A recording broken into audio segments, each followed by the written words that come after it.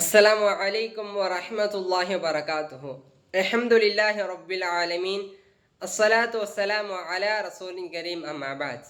அன்பார்ந்த அல்லாஹ்வின் நல்லடியார்களே, எம்முடைய வாழ்க்கை சந்தோஷமாக இருக்க வேண்டுமா? அப்படி இருக்க வேண்டும் என்று சொன்னால் இந்த இரண்டு விஷயங்களை எம்முடைய வாழ்க்கையில் நாம் செய்யாமல் இருக்க வேண்டும். அவ்வாறு செய்யாமல் இருந்தால் எம்முடைய வாழ்க்கை நிச்சயமாக மகிழ்ச்சியாக இருக்கும். அன்பானவர்களே, ஒன்று, மனிதர்களிடம் அதிகமாக எதிர்பார்ப்பது.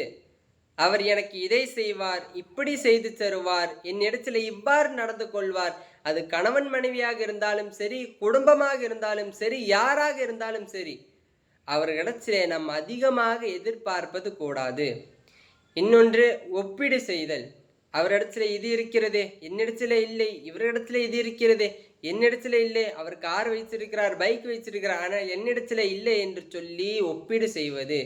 இந்த இரண்டு விஷயங்களும் எம்முடைய வாழ்க்கையில் இருக்கக்கூடாது.